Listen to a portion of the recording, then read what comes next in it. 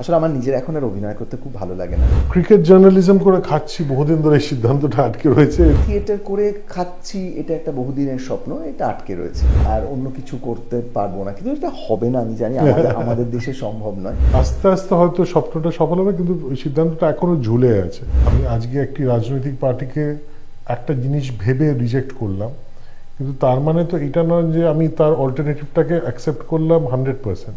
As long as your internal logic is solid, your fine. Cinematic হওয়াটা becomes very very important for survival.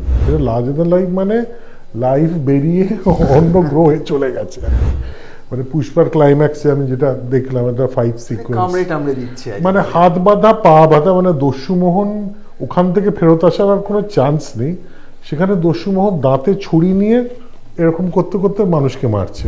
ফিজিক্সকে সম্মান জানিয়ে larger than life করতে যদি হয়, যদি সিনেম্যাটিক ভিজুয়ালস দিতে হয়, তাহলে সেইটা আমাকে ভাঙতেই হতো এইভাবে। মানে ফয়সলা আবি রুকা হুয়া হ্যায়। আগে গরমের ছুটি বা পুজোর ছুটি পড়লে আমরা সোজা চলে যেতাম মামা বাড়ি বা পিসির বাড়ি বা মাসির বাড়ি। মানে পরিবারের মানুষদের সাথে থাকতে কিন্তু আমাদের দারুণ লাগে। আর মাঝে মধ্যে মনে হতো ছোটবেলায় যদি এই পরিবারের মানুষগুলোর সাথে একসাথে থাকা যেত। ঠিক সেরমভাবেই আমরা অনেক আমাদের পছন্দের অভিনেতা রয়েছে যাদেরকে অনেক সময় চাই একসঙ্গে যদি তাদের পর্দায় দেখতে পেতাম, তাদের এই অভিনয়ের গুণটা যদি সবার মধ্যে দিয়ে আমাদের মধ্যেও ছড়িয়ে পড়তো। আর সেটাই সম্ভব করেছেন বরাবরের মতোই নান আদার দ্যান সৃজিত মুখার্জি। তার ছবি সত্যি বলে সত্যি কিছু নেই, যেখানে 12 জন তাবড় তাবড় অভিনেতাদের আমরা একসঙ্গে দেখতে পাচ্ছি। তবে গল্পটা ঠিক কী, আদৌ কতটা সত্যি রয়েছে, কতটা ভ্রম, সেটাই জানার জন্য আজকে আমাদের সাথে রয়েছেন অবশ্যই ইন্টারভিউতে নান আদার দ্যান কৌশিক সেন এবং সৃজিত মুখার্জি। ওয়েলকাম, কেমন আছেন? ভালো আছে একেবারেই। আচ্ছা, এটা একেবারে হৃদয়ে হাত রেখে বলা যায় নতুন বছরে খুব ভালো আছি, সত্যি কথা? হ্যাঁ, নতুন বছরে ভালো আছে, মানে নতুন বছর বলে সত্যি কিছু হয় না, ওই সত্যি বলে সত্যি কিছু নেই এর মতো। কিন্তু হ্যাঁ, মানে চারিপাশে যা চলছে তার মধ্যে যে আমরা ইন্টারভিউ দিচ্ছি, কথা বলছি, এটাই তো যথেষ্ট ভালো থাকার, মানে এর বেশি কমপ্লেন করার নেই কিছু। ঠিক তাই। সৃজিত দা? একেবারে একমত আমি কৌশিক দার সঙ্গে। আর আমার এটাও মনে হয় যে ওই happiness is something which you seek within, সেইটা করতে পারছি এখন অবধি, এবং সেটা মোটামুটিভাবে সফল হতে পারছি, এটাই ভালো খবর। এবং আমি যেটা দিয়ে আর কি শুরু করলাম, পরিবার একসাথে, পরিবারকেই নিয়ে এসেছো তুমি, এবং এটা তুমি বরাবরই করে চলো আর কি সৃজিত দা। তাবড় তাবড় অভিনেতাদের, 12 জন তাবড় তাবড় অভিনেতাদের একসাথে নিয়ে আসা, সেই ভাবনাটা আসলে এই যে টেক্সটটা, যে ন্যারেটিভটা, যেটার অ্যাডাপ্টেশন এক রুকা হুয়া ফয়সলা, বা যে নাটকটা থেকে এক রুকা হুয়া ফয়সলা হয়েছে, সেখানে এটা অ্যাকচুয়ালি কিন্তু খুব অভিনয় প্রধান একটা টেক্সট। মানে এই টেক্সটটা সত্যি কথা বলতে আমার সেই অর্থে ডিরেক্ট করার খুব একটা কিন্তু কিছু ছিল না, অ্যাপার্ট ফ্রম দ্য স্ট্রাকচার, যেটা আমি স্ক্রিপ্ট লেভেলেই ভেঙে ফেলেছি। এবং স্ক্রিপ্ট লেভেলে ভেঙে, এডিট লেভেলে ভেঙে সেই স্ট্রাকচারটা তৈরি ছিল, সেইটুকুই আমার অবদান। এবার এই ভাঙা স্ট্রাকচারের মধ্যে চরিত্রগুলোর যথার্থতা, তাদের যে আর্ক, তাদের যে গ্রাফ, তাদের ক্রাইসিস, তাদের প্রেজুডিস, তাদের ইন্টারপ্লে থেকে বেরিয়ে আসা যে গ্রেটার ট্রুথ, ছোট ছোট সত্যি বা মিথ্যে বা হাফ সত্যি বা হাফ মিথ্যে, এই আলো আঁধারির মধ্যে থেকে বেরিয়ে আসা যেই সূর্যের মতো সত্যটা, সেইটাকে বার করাটা কিন্তু totally was up to the craft of the actors. এবং সেখানে obviously you have to select actors যারা, মানে যাদেরকে, মানে একটা খুব, আমি এই শুটিং স্টাইলটা একটু থিয়েটার স্টাইলে করেছি। লম্বা লম্বা চাঙ্কস আমরা একসাথে গেছি এবং মাল্টি ক্যামেরা সেট আপ ছিল, সো একটু অন্যরকমভাবে সিনেমাটা শ্যুট হয়েছে। তো সেখানে I needed actors supremely confident and in command of their craft. তারা লম্বা স্ট্রেচে তাদের চরিত্রকে ধরে রাখতে পারে without sleeping out of it. খুব বেসিক শোনালেও খুব জরুরি জিনিস, লাইনস অ্যান্ড কিউজ, সেটা মনে রাখতে পারে, কিন্তু আবার এমনভাবে মনে রাখতে পারে যেটা লাইনস অ্যান্ড কিউজ না মনে হয়, এটা খুব স্বাভাবিক মনে হয়, সেটা আরোপিত চিত্রনাট্যকারের লেখা কোনো সংলাপ না মনে হয়। তো এতগুলো কঠিন কনস্ট্রেন্ট একমাত্র তাবড় তাবড় অভিনেতা নিলেই সম্ভব হতো, নাহলে ছবিটা দাঁড়াতো না। অ্যাকচুয়ালি। সো সেই জন্যই নেওয়া। বাহ। পরিবারের কথা বলছিলাম একটু আগে, তো পরিবারে তো আমাদের বাঙালি পরিবারে বিশেষত সবার ডাক নাম থাকে, তো সেক্ষেত্রে 12 জন পরিবারের মানুষ তো রয়েছেন। আমি একটু কৌশিকদার কাছে আসবো, কৌশিকদার সাথে আলাপ করার জন্য, এই পরিবারের মানুষটির সাথে এখানে আপনার চরিত্রটি কিরকম যদি একটু হালকা ঝলক দেওয়া যায়। ওই 12 জনের মধ্যে একটা অত্যন্ত গুরুত্বপূর্ণ চরিত্র, এবং 12 জনের আলাদা আলাদা পেশা আছে, কিন্তু একটা পয়েন্টে ছবিতে তোমরা দেখতে পাবে যে 12জনই প্রায় যেন একটা নির্দিষ্ট ভূমিকায় কাজ করছে। এবং আমরা যেহেতু ট্রেলার বা দেখে ফেলেছি, আমরা জানি যে যে ঘটনাটাকে কেন্দ্র করে 12জন একত্রিত, এবং সেখানে একটা ভাগ হচ্ছে যে একজন একটা দিকে চলে যাচ্ছে, বাকি 11জন। কিন্তু এই মজার কথা হচ্ছে এই যে 11জন অ্যাপারেন্টলি এক জায়গায় আছে, এক জায়গা থেকেও কিন্তু তারা নেই। তারা পরস্পরকে সন্দেহ করছে, তাদের প্রত্যেকের বিরুদ্ধে প্রত্যেকের কিছু বলার আছে, এমনকি তারা একটা পয়েন্টে নিজেদেরকেও কোয়েশ্চেন করছে। ফলে অনেক রকমের লেয়ার আছে চরিত্রগুলো। এবং যেটা সুজিতাকে একটু আগে বলছিল যে ওর হয়তো সত্যি সত্যি অভিনয় করিয়ে দেখানোর ক্ষেত্রে ব্যাপারটা অত ছিল না, কিন্তু পরিচালকের তো নানান ভূমিকা থাকে। ফলে ও যেটা অসম্ভব সুন্দর করে ফেলেছিল সেটা হচ্ছে যে ভাবনাটা, এই যে এক রুকা হুয়া ফয়সলা থেকে ও অ্যাডাপ্ট করেছে, এবং তারও মূল যে গল্পটা 12 অ্যাংরি মেন, সেইটা গোটা পৃথিবীতে এত রকমভাবে মানুষ দেখে ফেলেছে। ফলে একটা তো বুদ্ধিমান দর্শকদের তো একটা প্রশ্ন থাকবে যে এটা আমি নতুন কি দেখব, আপনি আমাকে নতুন কি অফার করছেন। এবং আমরাও যারা গল্পটা জানি, ছবিটা দেখেছি, ছবিগুলো দেখেছি, থিয়েটার দেখেছি, তো তাদের কাছেও তো আমাদের কাছেও তো এক্সপেকটেশন আছে সুজিত মুখার্জি আমাকে নতুন কি অফার করছে। ফলে ও কিন্তু সেইটা দারুণ করে ফেলেছিল, ওর ভাবনাটা কোন রাস্তায় যাবে, এবং খুব চমৎকার করে হোমওয়ার্কটা করেছিল, এবং আমাদেরকে সেই হোমওয়ার্কের ওর প্যাটার্নটার মধ্যে ঢুকিয়ে দিতে সমর্থ হয়েছিল। যে কারণে শুটিংয়ের আগে আমরা রিহার্সাল করেছিলাম, যেটা খুব বেশি চলচ্চিত্রে হয়নি। থিয়েটারের ক্ষেত্রে যেটা হয়, এটা ওয়ার্কশপ বলতে পারো, তুমি রিহার্সাল বলতে পারো, কিন্তু সবটাই কিন্তু শুটটাকে মাথায় রেখে। অনেক সময় আমরা এরকম অনেক ওয়ার্কশপ করি যে ওয়ার্কশপটা করার পর ফ্লোরে যাওয়ার পর সেটা কোনো মিল খুঁজে পাওয়া যায় না, তখন মনে হয় ওটা কেন করেছিলাম। মানে আমাদের তো এখন ABCD থেকে শেখানোর কোনো মানে হয় না। তো আমরা ওয়ার্কশপটা করতে ইন্টারেস্টেড হব, রিহার্সাল করতে ইন্টারেস্টেড হব তখনই আমরা পেশাদার শিল্পীরা, যখন আমি বুঝতে পারবো যে ও গড, এটা তো আমি ভাবিনি। এবং সেটা যে সবসময় নিজের ক্ষেত্রে নয়, হয়তো কৌশিক গাঙ্গুলি কিংবা রাহুল কিংবা কাঞ্চনের কোনো একটা অ্যাকশন দেখে আমার মনে হলো আরে বাস এটা করলো, তাহলে আমাকে এইটা করতে হবে। এইটা দুরকমভাবে হয় জানো, এক হচ্ছে যে স্বতঃস্ফূর্তভাবে অনসেটেও হয়, আবার কিছু কিছু ক্ষেত্রে, কিছু কিছু চলচ্চিত্রের ক্ষেত্রে একটু একটা ফ্রেমওয়ার্ক করা থাকলে ভালো হয়। তো আমি একটা জিনিস খুব দায়িত্ব নিয়ে বলছি, যেটা আমি মনে করি যে এইটুকু বলার অধিকার আমার হয়েছে এতগুলো বছর অভিনয় করে, সেটা হচ্ছে যে এখন সব থেকে আমাদের যেটা গুলিয়ে গেছে সেটা হচ্ছে যে কোনটাকে আমি ভালো অভিনয় বলবো। মানে এই কনসেপ্টটা একদম গুলিয়ে লাট হয়ে গেছে, মানে সবগুলোকেই ভালো বলছি কি বলছি, মানে আমার এটা নিয়ে আমার খুব পিস্ট অফ লাগে, আমি এখন কথা বলা বন্ধ করে দিয়েছি। কিন্তু আমি খুব দায়িত্ব নিয়ে বলছি, I am not talking about myself, কিন্তু আমি বলছি যে বাকি যে 11 জন অভিনয় করেছেন এই ছবিতে, তুমি তাদের দেখো কি চমৎকার অভিনয় করেছে।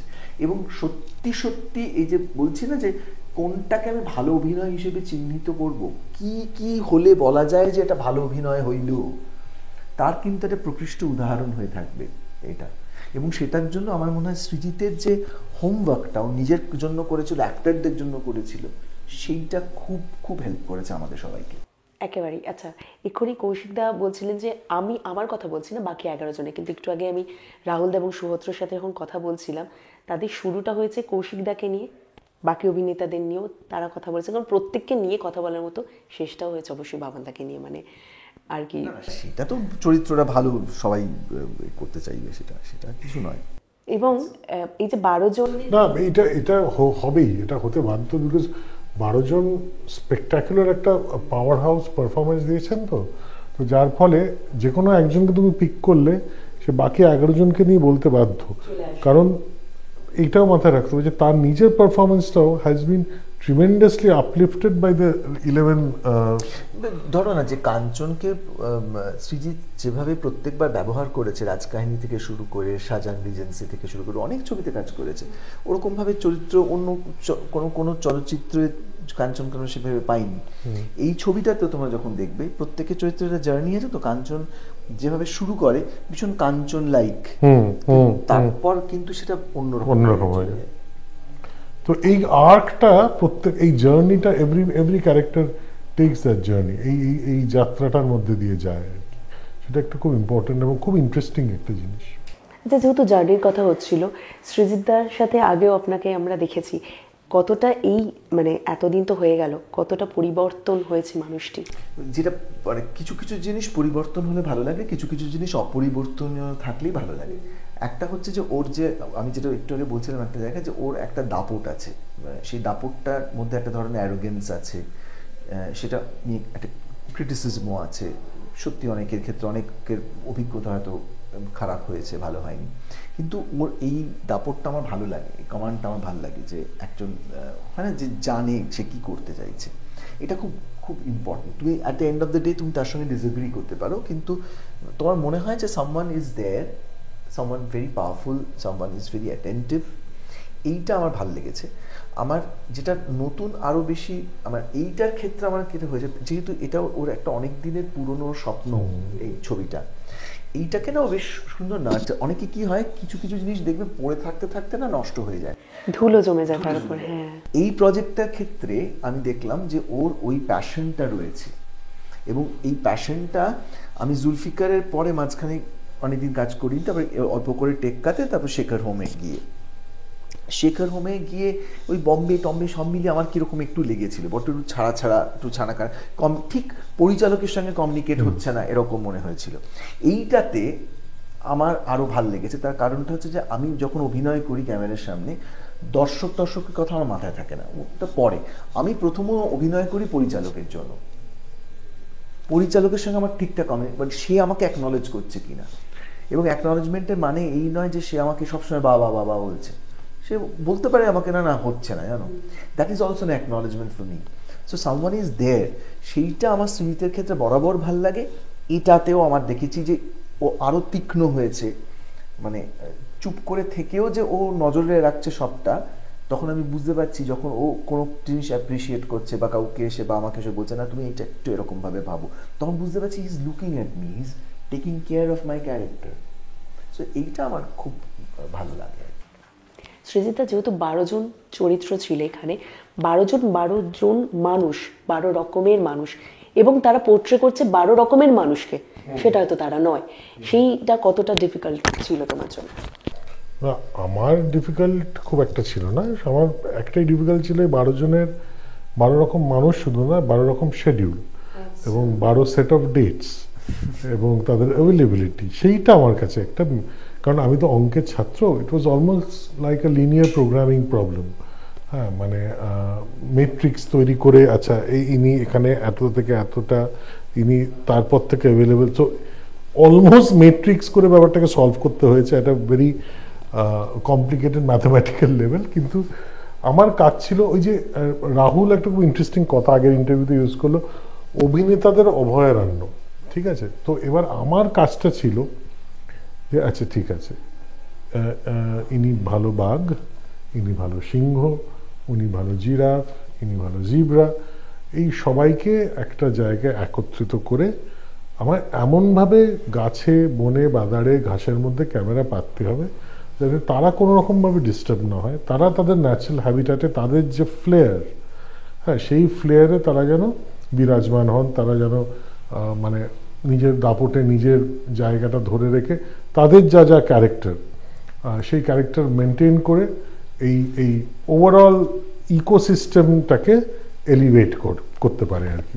সেই আমাদের বিখ্যাত লায়ন কিংয়ের যে একদম প্রাইড রকের ওপরে বসে যে আমরা নিচে দেখি যে একটা পুরো একটা ইকোসিস্টেম যে যা নিজের যে যে যে গ্লোরি, সেই গ্লোরিটাকে সেলিব্রেট করছে। তো আমি সেই সেলিব্রেশনটাই চেয়েছিলাম, কারণ again as I'm saying, this is মানে I don't consider directing or any film to be a finishing school. You're working as a professional with professionals, and I will expect nothing less যে আমি মানুষগুলোকে আমার যেটা prediction ছিল যে সব অ্যাক্টরই কিন্তু at the end of the day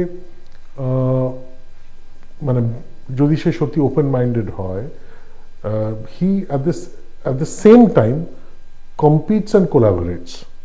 So the two are working simultaneously, এবং সেইটা যখন তারা করে তাদের পারফরমেন্সটা বাড়তে বাড়তে বাড়তে এসকেলেট করতে করতে একটা অন্য মাত্রায় নিয়ে নেয়, এবং সেটা দুজন পাওয়ারফুল অ্যাক্টর হলেই হয়। নাও ইমাজিন 12, এবং 12 with 12, so 12 across the table with 12, so it became a celebration of the craft of behaving. আমি অ্যাক্টিংও বলছি না, আমি শুধু বিহেভিং বলছি, এবং বিহেভিং বলছি because actually became muscle memory.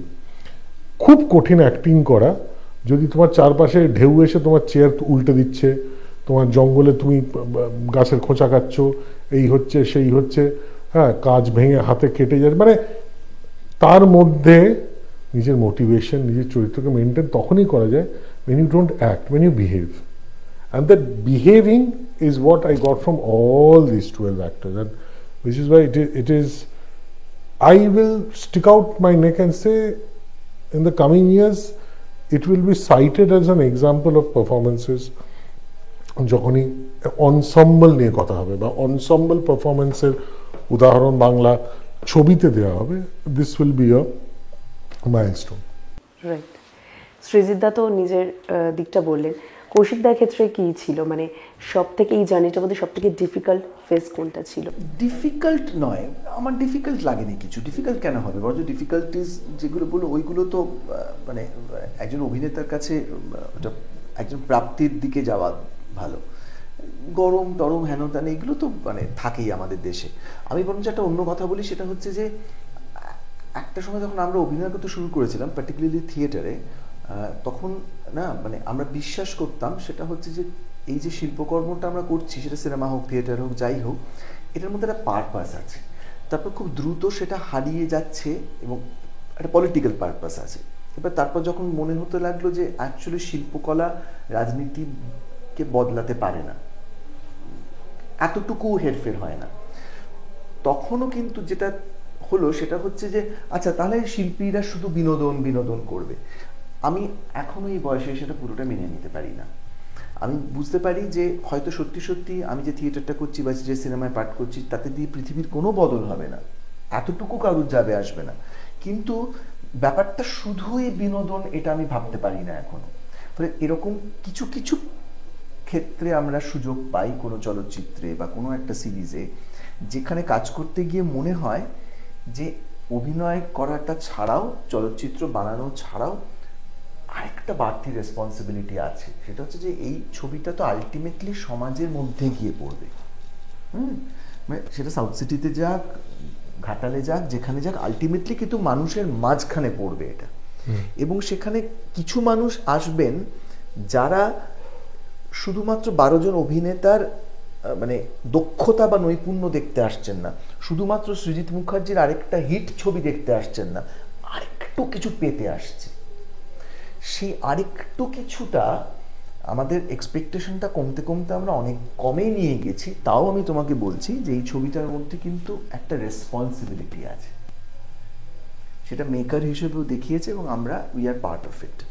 এই ছবিটার মধ্যে কিন্তু খুব স্ট্রং কতগুলো পলিটিক্যাল ইস্যুকে ডিল করা হয়েছে, যেখান থেকে যেটা আমি মনে করি very very powerful and important.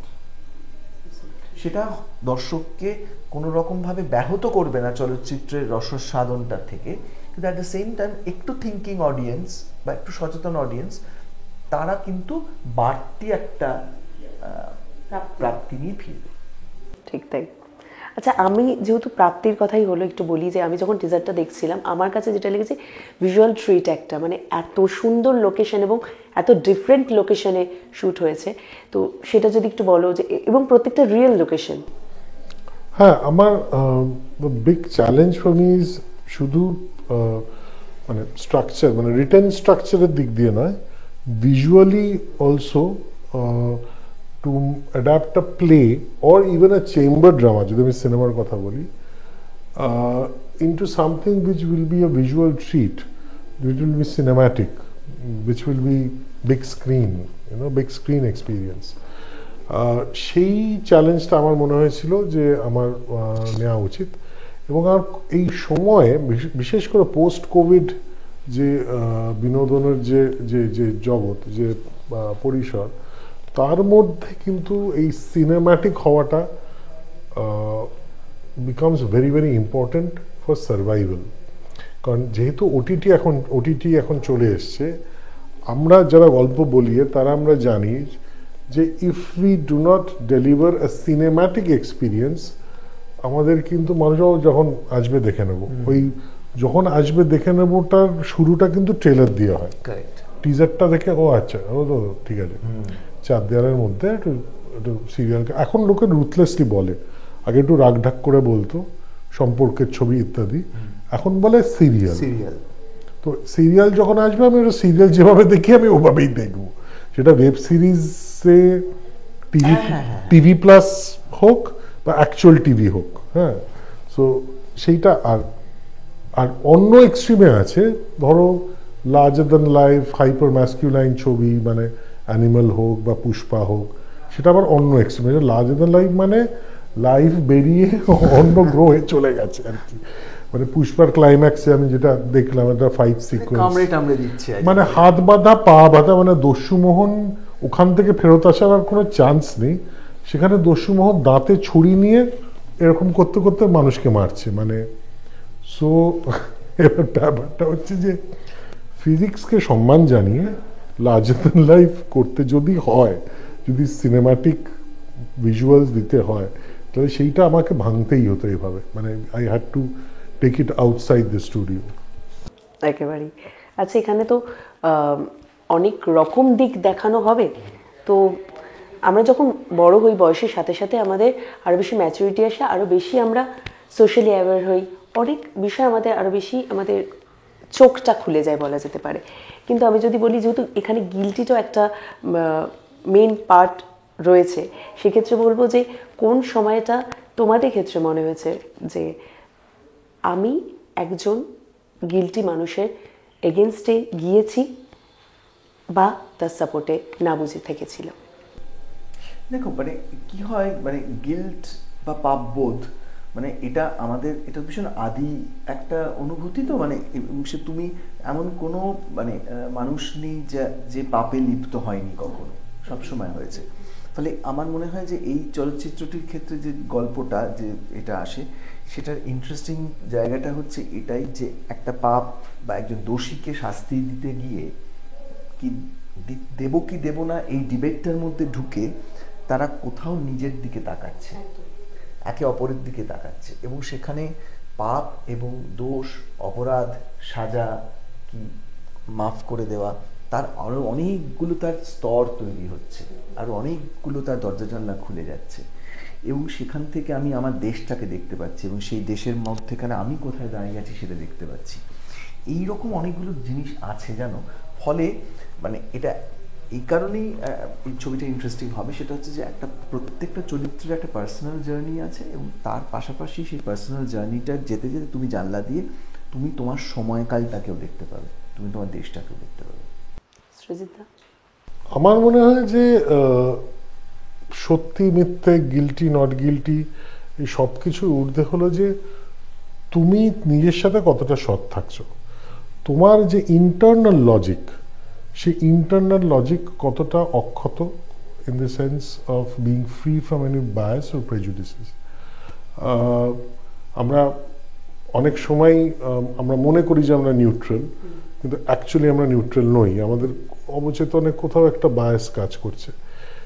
যেই দিন ওই বায়াসটা খুঁড়ে বার করে ফেলে দিয়ে আমরা যে কোনো ডিসিশন নেব, আমার মনে হয় সেই ডিসিশনটা যদি ভুল ডিসিশনও হয়, it's going to be an honest decision. এবং সেই জায়গা থেকে, এবং সেটা পলিটিক্যাল হতে পারে। আমি আজকে একটি রাজনৈতিক পার্টিকে একটা জিনিস ভেবে রিজেক্ট করলাম, কিন্তু তার মানে তো এটা নয় যে আমি তার অল্টারনেটিভটাকে অ্যাকসেপ্ট করলাম 100%। So the truth lies somewhere in between. So it is never absolute. As long as your internal logic is solid, you're fine. তুমি রাত্রে ভালো করে ঘুমোতে পারবে, তুমি আয়নার সামনে দাঁড়াতে পারবে, এবং সেটাই দরকার, সেটাই জরুরি। একেবারেই। তবে সত্যি বলে সত্যি কিছু নেই, সেখানটায় যে একটু ধোঁয়াশাটা সৃষ্টি হয়েছে সেটা তো একেবারেই কাটবে হলে গেলে। তো কি বলবে তোমরা? কারণ ইতিমধ্যেই টিজার দর্শকদের মধ্যে সাড়া ফেলেছে এবং তারা ওই যে ঠিক কৌশিক সেন একটু আগে যেটা বলছিলেন আর কি, যে একটু এক্সট্রা কি পাবো, সেই এক্সট্রাটা পাওয়ার জন্য তো অবশ্যই তাদের ওই হলে যেতে হবে। আমি আমি মানে মানে ছবির প্রমোশনের ক্ষেত্রে যে কোনো শিল্পী এটা বলে, তো মানে আমাদের অনেক মাঝারি মাপের খুব নিম্নমানের কাজ করতে হয়, সেখানেও আমাদের বলতে হয়, কারণ এটার মধ্যে অন্যায়ও কিছু নেই, কারণ আমি একটা অংশ হয়েছি, ফলে আমি তার তো হয়ে বলবই। কিন্তু এই চলচ্চিত্রটার ক্ষেত্রে আমি খুব মুক্ত মন নিয়ে এবং খুব রিল্যাক্সড ওয়েতে আপনাদের বলতে পারি যে আসুন, এবং আমার বিশ্বাস আমরা একদম বাজে কথা বলছি না, এবং কোনো মানে রিভিউর অপেক্ষায় থাকবেন না, পরের মুখের কথা শোনার কোনো প্রয়োজন নেই, নিজের উপর আস্থা রাখুন। আমি সবসময় মনে করি এসে গালাগাল দিন, দেখুন, মানে আগে থেকে কোনো সিদ্ধান্ত নেবেন না, এবং সত্যি সত্যি এটা কিন্তু ছোট পর্দায় বসে এনজয় করার মতো এক্সপিরিয়েন্স হবে না, এটা বড় পর্দায় আসুন। সৃজিত দা, একদম একই কথা, মানে আমার বক্তব্য হচ্ছে যে আমরা যা ভেবে বানাই বা যা ভেবে নিজেদেরকে উজাড় করে দিই, আপনারা যদি সেই জিনিসটাকে সরিয়েও রাখেন এবং কমপ্লিটলি সেলফিশভাবে একজন কনজিউমার হিসেবে ভাবেন যে আচ্ছা একটা চেনা ন্যারেটিভ, চেনা টেমপ্লেট, গিয়ে তাহলে কি পাবো এক্সট্রা, এইটুকু বলতে পারি। প্রচুর প্রচুর এক্সট্রা জিনিস পাবেন, প্রচুর অরিজিনাল জিনিস পাবেন, ইন্টারেস্টিং মানে চেঞ্জেস পাবেন, এরকম এলিমেন্টস পাবেন যেটা অরিজিনাল টেক্সটে নেই। এবং সবচেয়ে বড় কথা, মানে 12 জন পাওয়ার হাউস পারফর্মার কে দেখতে পাবেন at the height of the craft. একেবারেই শেষ করব কিন্তু সৃজিতাকে দিই ব্যাকগ্রাউন্ড স্কোর, যেটা সকলের মধ্যে একটুখানি আলাদাই কি বলবো উত্তেজনা এবং অন্যরকমভাবেও ভাবিয়েছে, সেটা নিয়ে যদি একটু শুনি ব্যাকগ্রাউন্ড স্কোরটিকে। হ্যাঁ, ব্যাকগ্রাউন্ড স্কোর, সো এইটা প্রথম কথা যেটা বুঝতে হবে যে টিজারের background score is on the ফিল্মের ব্যাকগ্রাউন্ড স্কোর, সেটা হলো প্রথম কথা। টিজারের ব্যাকগ্রাউন্ড স্কোর একটা খুব পপুলার ইউক্রেনিয়ান ফোক সং থেকে গৃহীত, একটি খুব পপুলার কম্পোজিশন থেকে গৃহীত। So it's an adaptation of an adaptation, pretty much like the film. So কিন্তু সিনেমার ব্যাকগ্রাউন্ড স্কোর কিন্তু সম্পূর্ণ আলাদা, তার মেজাজ আলাদা, তার ব্যাপ্তি আলাদা, the kind of instruments use খুব খুব অন্যরকম। এবং যিনি দুর্গরহস্যের ব্যাকগ্রাউন্ড করেছেন তিনিই এটার ব্যাকগ্রাউন্ড করেছেন, শুভদীপ, এবং আমার খুব প্রিয় একজন musician. So looking forward to that. আর খুব ইন্টারেস্টিংলি একটা গান আছে, the song, it's a song which captures the entire film এবং বিউটিফুলি, মানে থ্রু মেটাফার্স, এবং it's a very very popular folk song. In fact অনেকে এটা লালনের গান বলেছেন, লালনের গান নয়, এটা খুব পপুলার একটি ফোক সং যেটা আমরা ইউজ করছি ছবিটায়। It captures the spirit of the film, the structure of the film. So musically it's also a very interesting experiment. মানে একই তো থ্রিলার টিজার দেখার পর আমাদের মধ্যে একটা আলাদা উত্তেজনা তৈরি হয়েছিল, এবং তুমি যখন এতগুলো আরও ইনপুট দিয়ে দিলে, এবার আমার মনে হয় না দর্শকেরা একেবারেই আর অপেক্ষা করবেন, আর অপেক্ষা করার সময়ও নেই। 23শে জানুয়ারি খুব তাড়াতাড়ি চলে আসছে, যেহেতু এক রুকা হুয়া ফ্যাসলার অ্যাডাপ্টেশন এটি, তাই শেষ করবো এই প্রশ্নটি দিয়ে, কোন সিদ্ধান্ত এখনও আটকে রয়েছে কৌশিকদার ক্ষেত্রে? ব্যক্তিগত জীবনে মানে সিদ্ধান্ত একটা আটকে রয়েছে, সেটা হচ্ছে যে মানে কবে মানে শুধু থিয়েটারটাই করব, মানে আর অন্য কিছু করতে পারবো না। কিন্তু এটা হবে না, আমি জানি, আমাদের দেশে সম্ভব নয়। আসলে আমার নিজের এখন আর অভিনয় করতে খুব ভালো লাগে না, কিন্তু থিয়েটার করে খাচ্ছি, এটা একটা বহুদিনের স্বপ্ন, এটা আটকে রয়েছে। সৃজিতা, ক্রিকেট জার্নালিজম করে খাচ্ছি বহুদিন ধরে, এই সিদ্ধান্তটা আটকে রয়েছে। এটা কবে যে করবো, একটা কালো অ্যাক্টিভা স্কুটার নিয়ে আমি ব্যাঙ্গালোরে যখন যেতাম ক্রিকেনফোর অফিসের পাশ দিয়ে, ভাবতাম এখানে একদিন I'll do number crunching and I'll do, তবে তার মধ্যে আইপিএল এর কমেন্ট্রি করতে পেরেছি 2 বছর। আইপিএল অকশনে গেছি শারজায় to cover for news channel.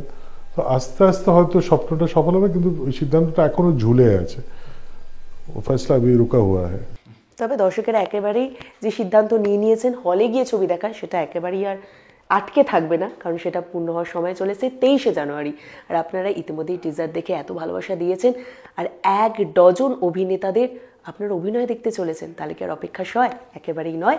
তাই 23শে জানুয়ারি আপনারা আপনাদের নিকটবর্তী প্রেক্ষাগৃহে গিয়ে দেখছেন সত্যি বলে সত্যি কিছু নেই। আর এরকমই আরও অফস্ক্রিন আড্ডা দেখার জন্য অবশ্যই নজর রাখুন টল ইনসাইড চ্যানেলে।